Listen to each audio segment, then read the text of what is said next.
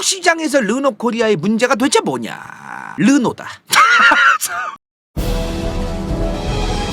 권력으로 읽는 세계사 절찬 판매 중.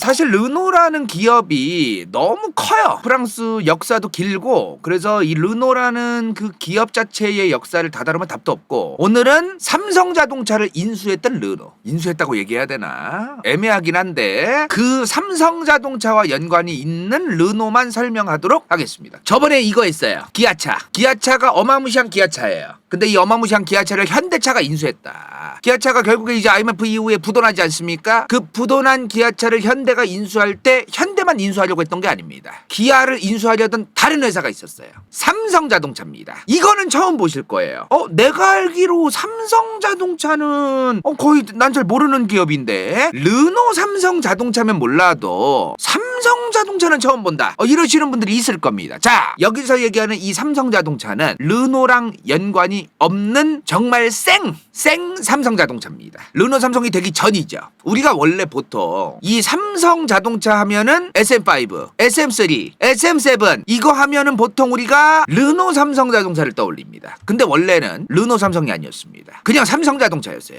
근데 이게 저 삼성자동차가 얼마나 개같이 멸망하냐면 원래 이 대한민국 내부에 승용차 산업 자체가 너무 과밀이었어요. 이미 승용차, 세단, SUV 이거만 있는 거 아니죠? 쌍용도 있었죠. 이러한 승용차 산업 자체가 너무 과밀이어서 나라의 크기와 그런 거에 비해서 나라가 작고 회사는 너무 많고, 지금이야 우리나라 하면 딱 떠오르는 게 이제 요거죠. 현대기아, 쉐보레, 르노, KG 모빌리티는 원래 쌍용입니다. 여기 딱 있었는데 과거에는 더 많았던 거예요. 이게 기술력도 지금처럼 어느 정도 확보가 되고 탄탄하고 생짜로 뽑아내는 차도 아니고, 옛날에는 좀 애매했단 말입니다. 기술력 자체도. 근데 여기서 삼성자동차가 또 생긴다? 승용차를 만드는? 그러니까 문제는 이 회사들이 국내에서만 경쟁할 게 아니라 국내에서 들팔려도 해외에서도 경쟁을 잘하면 상관이 없습니다. 사실 이 회사들이 해외 수출도 잘하고 국내에서 좀 들팔리더라도 해외에서는 잘 팔리는 차도 만들고, 이런 상황이면 상관이 없는데, 전부 다 당시에는 솔직한 얘기로 해외에서 잘 팔리는 차도 아니었잖아요. 대부분이 국내에서 대한민국이란 국가에서만 이 5개의 기업이 자동차를 다양한 분야도 아니야, 승용 부분에서 어마무시하게 경쟁을 하려고 하니까 이거 말이 됩니까? 이게 솔직한 얘기로. 그쵸? 내수용이 너무 지분을 많이 차지하고 있는 거예요. 이 기업들이 그렇게 경쟁을 하면 어떤 일이 일어나겠습니까? 그죠? 자, 그래서 해외에서 잘 팔리지도 않을 시절에 대한민국이라는 나라 안에서만 현대기아, 쌍용, 대우, 게다가 삼성까지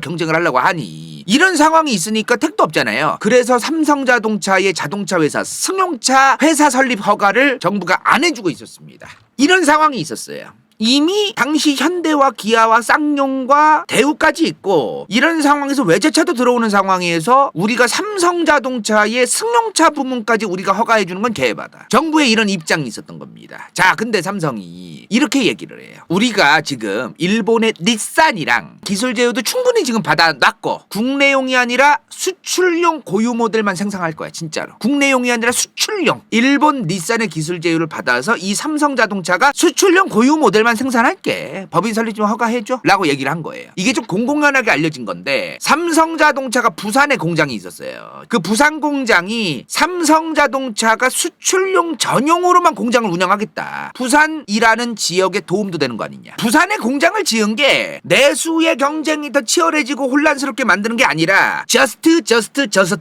only 닛산의 기술 제휴를 받은 이 삼성자동차를 수출용으로만 팔려고 부산에 공장을 지은 거다. 그럼 부산 지역에도 도움이 되는 거고, 이 상황에서 정부가 인가만 딱 해주면 되는 거 아니냐 지금. 근데 정부가 지금 인허가를 안 해주고 있다. 정부가 인가만 해주면 부산에 공장 바로 오지게 짓고 수출용으로 제대로 된 일본 닛산과 기술 제휴된 기업으로서 삼성자동차라는 기업이 딱 제대로 가겠다. 부산 시민들께서 어떻게 생각하시나요? 라고 약간의 여론전을 펼쳐요. 이거 솔직히 부산 시민 입장에서 반대할 이유가 뭐가 있습니까? 그렇지, 뉴스에서 많이 떠들었어요. 이 얘기가 많았어요. 자, 그렇게 삼성자동차가 1995년에 인허가가 떨어집니다. 자, 이렇게 삼성자동차가 시작된 거예요. 일단은 삼성 르노가 아닙니다. 르노 자동차 자동차가 아니에요. 진짜 그냥 생 삼성 자동차입니다. 자, 근데 이 삼성 자동차가 당시 95년도에 인가가 떨어지고 나서 일본 닛산과의 기술 제휴를 통해서 만들어진 이 삼성 자동차의 최초의 승용차가 있습니다. 그게 바로 SM5예요. SM520이죠. 이게 98년도부터 팔리기 시작합니다. 이 SM5 520이 이제 98년도부터 닛산의 기술력을 기반으로 삼성 자동차에서 팔기 시작하는 거예요. 근데 이게 웃긴 게 뭐냐면은 이 삼성 자동차라는 기업은 이 닛산의 기술력을 바탕으로 만든 SM5 520을 만들고 나서 바로 사라진 기업입니다. 바로 사라진 기업이. 왜냐면 얘를 출시하고 바로 법정 관리를 신청하거든요. 참 어이가 없는데 이게. 이게 좀 어이가 없습니다 사실은. 95년도에 삼성자동차 인가를 받아서 닛산의 기술력을 바탕으로 98년에 SM520을 출시하고 바로 1년 만에 법정 관리를 신청해요. 이때 삼성자동차의 법정관리 기간에 삼성자동차를 인수한 회사가 바로 프랑스의 르노 자동차입니다. 2000년에 이 프랑스 르노가 저 삼성자동차를 인수해요. 그래서 르노 삼성자동차가 2000년부터 시작되는 겁니다. 자, 사실 이 르노 삼성부터도요, 삼성이랑 관련이 없는 기업이에요. 솔직히 르노랑 삼성이 이렇게 뭐 합자 회사를 만든 그런 것도 아니야. 그냥 르노가 삼성자동차를 아예 인수를 한 거기 때문에 이름만 삼성이 들어간 거예요. 이름만. 그 이유가 있어서. 근데 이게 뭐냐면은 르노가 저 삼성이라는 이름을 쓰는 거는 전략적인 겁니다. 왜? 르노는 과거에 쌍용이라는 쌍용차를 통해서 저 르노 25라는 차를 만들어서 쌍용통해서 국내에서 팔았던 적이 있어요. 저게 르노 25입니다. 쌍용을 통해서 팔았어요. 옛날에. 근데 개같이 멸망합니다. 얼마 팔리지도 않아요 저거. 너무 비쌌어. 그리고 저 르노 25가 당시에 5천만 원 압박하던 그 차입니다. 90년대 초반에. 92년 93년도에 5천만 원이면은 지금 2023년이면 얼마예요 도대체? 한 2억 넘어가는 돈이야. 2억 체감적으로. 엄청난 돈이야. 저 르노 25가 90년대 초반에 5천이었어요. 저걸 팔립니까 저게?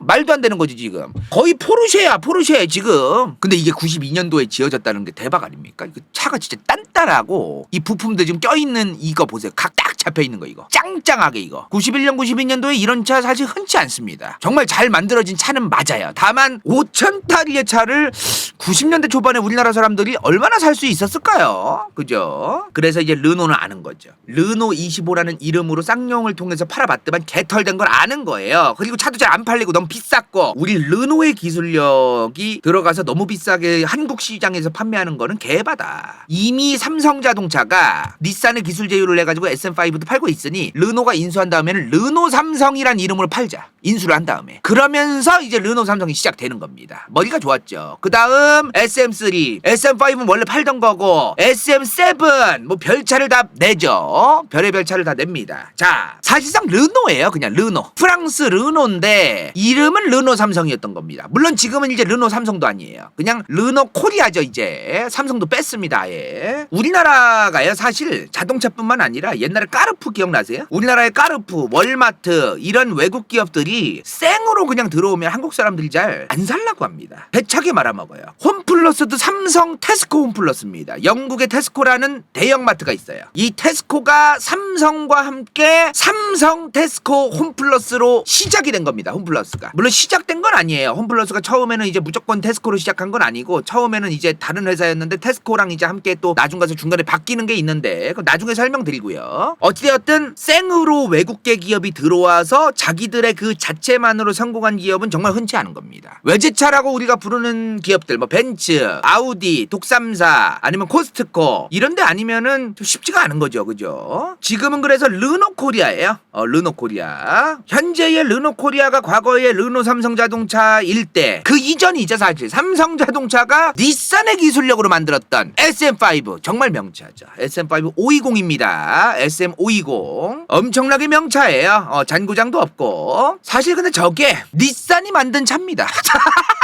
아니 물론 한국에서 만들었어요. 한국에서 만들었지만 닛산과의 기술 제휴를 기반으로 해서 만들어진 거기 때문에 닛산의 차라고 봐도 좀 과언이 아닌 사실상의 닛산 차인데 프레임부터 엔진까지 싹 다 닛산이었기 때문에 조립만 한국에서 했다 이런 얘기를 사실 듣던 차죠. 일본 차가 명차다라고 하진 않잖아요. 이미 일본 차 중에 장고장 별로 없고 좋은 차들 많은데 그 차들한테 굳이 명차라는 이름을 안 불러주는데 한국에서 상용화된 차였지 않습니까? 그러니까 한국에서 만들어진 명차라는 이름이 이제 붙는 건데 이거 닛산이 만들었기 때문에 잔고장도 별로 없었고 차도 튼튼했고 뭐 그렇게 평가를 받았던 건가요? 왜 이렇게 된지 모르겠지만 근데 이게 SM5가요 2세대 나오죠. 이게 SM5 2세대 아닙니까? 얘도 닛산이에요. 즉 얘도 닛산 얘도 닛산이에요. 닛산인 겁니다. 그러니까 이 SM5 2세대는 르노가 인수한 다음에 만들어진 차잖아요. 근데도 르노가 자기들의 기술력을 막 넣고 만든 게 아니라 닛산의 기술력을 기반으로 만들어요. 자 근데 이 SM5가 지금 단종이 됐습니다. 르노 코리아에서 아예 안 만드는 차예요. 왜? 3세대에서 대차게 말아먹습니다. 이거 길에서 보신 분 SM5 3세대 이거 길에서 보신 분 보신 적 있어요? 보신 적 있어요 이거? 이거 3세대입니다 이거. 저 이거 타요. SM5 차주분들이 있네요 지금. 자 1세대 어마무시하게 활약을 하고 2세대도 괜찮았습니다. 3세대부터 진짜 개같이 멸망합니다. 자 왜 멸망했을까요? 이 3세대부터는 지들의 기술력을 넣습니다. 그게 뭐야 지금 르노가 르노 삼성 자동차를 만들고 나서 이미 1세대 2세대는 닛산으로 가다가 그래도 명색이 르노 아닙니까? 명색이 르노 3세대부터는 르노를 넣은 거예요. 자 이게 뭐냐면 원래 르노의 라구나라는 차가 있어요. 라구나 실제로 이제 유럽 시장에서 판매되던 르노의 라구나라는 차가 있었는데 이 라구나의 차의 베이스 플랫폼을 기반으로 해서 이 SM5 3세대가 나온 겁니다. 나왔는데 드디어 이제 닛산으로부터 벗어나서 르노가 지들 베이스로 만든 거죠. 그리고 이때부터 개같이 멸망합니다. 이미 1세대에 대한 기대감 2세대도 괜찮았다 3세대에 대한 기대감도 있었어요. 정말 평이 좋았던 차잖아요 2세대까지도. 근데 이 3세대부터는 이 차가 나올 시기가 이제 2010년이 넘어갔을 때란 말이에요. 근데 그때쯤 되면 기아차에서도 K5가 나오고 소나타나 제네시스도 있고 이제 그랜저도 잘 나오고 소나타도 나오고 한국의 국내 기업들의 자동차 저 중형 세단도 너무 잘 나오는 겁니다. 그러니까 얘가 이제 좀 굳이 우리가 저 르노의 저 비싼 르노의 플랫폼을 박아놓은 게다가 차에 대해서 별로 이제 좋은 평도 잘 안 나오는 저 SM5를 사야 되나라는 그 시기에 저게 나온 거예요. 르노의 기술력으로. 게다가 얘가 나올 시점이 2010년 초중반입니다. 그때쯤 우리나라 차들 어떤 차들이었어요? 옵션 후려 갈기는 차들이었습니다. 이 정도 가격에 이 정도 옵션 인정? 이럴 때예요. 대옵션의 시대가 열렸을 때야 이 정도 옵션에 이 정도 가격 인정? 이러면서 지금 현대 기아 쌍용 막 얘네가 이러고 있는데 옵션 대비 가격이 정말 개바였던 이 SM5 3세대를 사겠습니까 사람들이? 우리나라 시장에 안 맞는 거예요 이게. 맞아요. 이 SM5 3세대 나오고 나서 르노의 많은 직원들이 현기로 많이 옮겨갔다라는 썰이 있습니다. 아시다시피 르노가 르노 했죠. 르노가 르노를 하니까 가성비 자체가 굉장히 떨어집니다. 가성비 자체가 말도 안 돼요 저게. 2017년 되니까요 주문 생산을 시작합니다. 그러니까 이게 얘랑 얘 정도 되면 주문 생산할 건 아니거든요. 얘가 그러니까 차가 잘 팔리면 빨리 찍어내야 돼요. 무슨 주문 생산입니까? 2017년부터 바로 주문 생산으로 돌려요. 대중적인 차를 주문 생산한다. 이거 좀 글쎄요. 주문 들어오면 만든다는 겁니다. 이미 찍어놓지 않겠다는 거예요. 페라리냐니. 여러분들 또 차가 원체 안 팔린데 어떡합니까 그러면 자 현재 르노 코리아가 야심차게 대한민국 땅에서 밀고 가는 차는 역시 혹시 SM6 차주분들 계세요 여기? 있으나마나 얘기해야죠 뭐. SM6입니다. SM6 SM6인데 이 참 정말 이걸 뭐라고 얘기를 해야 될까요? 지금 대한민국 중형 세단 중에 유일무이한 토션빔입니다. 이 어떡하면 좋을까요 이게 진짜. 물론 이런 말도 있어요. 토션빔 너무 토션빔 하지 마라. 왜냐면 토션빔이 꼭 나쁜 건 아니다. 중형 세단에 무조건 그 멀티링크가 들어가야 된다라는 것도 편견이다. 디자인도 이쁘고 차 가격도 저 정도 급에 저 정도면 괜찮고 여러모로 가성비 있게 나왔으니 토션빔 괜찮은 거 아니냐 요렇게 또 평가 안막이잖아. 안막이라니. 또 여러분들 토션빔도 꽤 괜찮게 들어간 거라고 보는 거다. 이걸 무조건 새 차 3천에 샀는데 1년 만에 2천 되는 차. 2열 앉았다가 허리 디스크 감가 처맞는 차. 근데 맞잖아. 쉐보레나 르노가 원래 옛날부터 감가를 개처맞는 그런 게 좀 있기는 있었어요. SM6 기어봉 부러지는 차. 기어봉이 왜 부러져요 근데? 왜 어느 정도인데? 괜히 현기사라는 말이 나온 게 아니다. PVC 바디 껍데기. 수리비가 2배씩 쳐나오는데 감가 쳐먹어야지. 아, 예. 그냥 맞는 수준이 아니다. 문 여는 순간 감가다. 내가 르노 편을 사실 하면서 걱정이 많았어요, 사실은. 왜냐면 지금 우리가 현기를 했지 않습니까? 현기를 했는데 이미 현대기아를 하고 이제 오늘이 르노예요. 이제 다음에 쌍용을 하려다가 쌍용 대신에 일단 쉐로 가자. 쉐로 간 다음 쌍으로 갈 건데 저희가. 아, 고난의 행군입니다. 지금 르노 한 다음에 쉐보레로 바로 넘어갈 건데 르쉐가 조금 걱정이 많아요. 르쉐가 상당히 걱정이 많습니다. 엄청나게 싸우기 때문에. 자, 어찌되었든 이 토션빔이 뭐냐면 일단은 일반적으로 좀 설명을 대충 드리면은, 왜냐면 학생들은 잘 모를 수도 있으니까. 자, 차가 이렇게 있어요. 그럼 저 반대쪽에도 바퀴가 있잖아. 여기가 이제 이어져 있단 말입니다. 자, 여기서 쉽게 얘기하면은 쇼바가 얘 따로 도는 거예요. 이게 멀티링크입니다. 쉽게 얘기하면. 근데 이어져 있는 겁니다. 생으로 이제 쇼바가 있는 거죠. 그러면 자, 생각을 해보세요. 이 바퀴에서 충격이 가해지면은 멀티링크면 이 바퀴 따로 충격을 완화하는 그런 게 있는 거 아닙니까? 근데 토션빔은 얘한테 충격이 가해지면 얘한테도 가는 겁니다. 그게 토션빔이에요. 쉽게 얘기하면 이게 중형 세단급, 우리나라 소나타 K5 요 정도만 돼도 전부 다 멀티링크다. 저 정도 가격에 저 정도 차급이면은 절대로 그 토션빔이 들어가면 안 된다. 이 얘기가 있는 거죠, 이제. 그쵸. 노면 충격이 이제 2배로 이제 허리 디스크 걸릴 것 같다는 얘기가 여기서 나오는 거예요. 포장도로는 괜찮아요. 포장도로는 사실 토션빔이나 멀티링크나 뭐 그렇게 뭐 드라마틱한 차이는 없다고 볼 수 있겠지만, 이게 살짝 방지턱이 있을 때 방지턱을 넘어갈 때라던가 살짝 이제 그 차 포장이 조금 거지같이 되어 있다, 도로가. 요럴 때 조금 이제 머리가 아픈 거죠. 이게 사실 토션빔이 지금 우리나라도 현기가 좀 싼 차 있어요.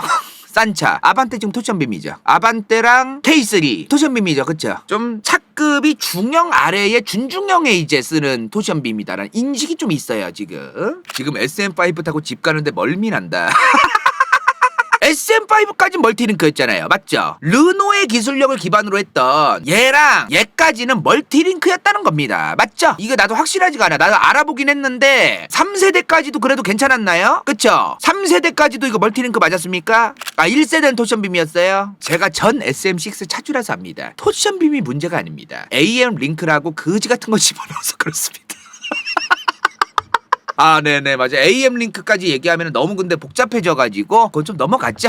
넘어갑시다. 근데 AM 링크가 토션빔이에요, 결국에. 그럼 지금 왜 도대체 프랑스 회사인 르노는 왜 토션빔을 쓰느냐? 중형급 차에 이거를 이제 우리나라 시각으로 보면은 무작정 원가 절감. 많은 분들이 좀 욕을 많이 하세요. 차 무작정 싸게 만들려고 저지라는 거다, 뭐 이제 이런 얘기 많이 하시는데, 맞기는 맞는데 이게 잘 봐야 됩니다. 르노가 프랑스 회사잖아요. 그리고 토션빔을 잘 만들어 오던 역사가 있는 차입니다. 프랑스 같은 나라는 특히나 문화재가 도시 전체가 문화재예요. 그런 데는 도로가 무슨 벽돌로 돼 있어. 알죠? 그 도로에 이제 아스팔트 안 깔고 좀 돌로 이제 막 돼 있는 거 알죠? 그런 데가 솔직히 승차감이 그렇게 안 좋아요, 솔직한 얘기로. 파리 바닥이. 그런 데는 멀티링크보다는 토션빔으로 차를 끄는 게 좀 더 차 수명에도 옳고 여러모로 옳지 않느냐라는 그런 인식이 좀 있나 봐요. 프랑스에서는 도시 전체가 문화재로 되어 있으니까 도로가 일단 개 좁은 겁니다. 그리고 이러다 보니까 소형차가 인기가 많은 거예요. 그러니까 소형차에 투자를 많이 하는데 르노도 이 소형차에 뭐가 들어가요? 토션빔이 들어가죠.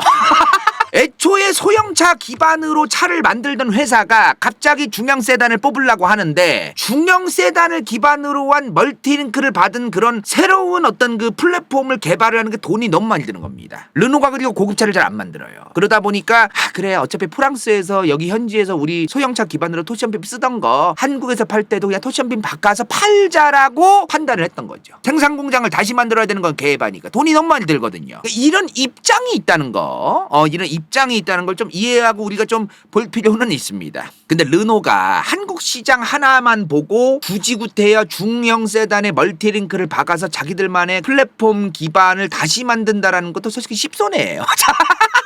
솔직히 좀 그런 게 있어.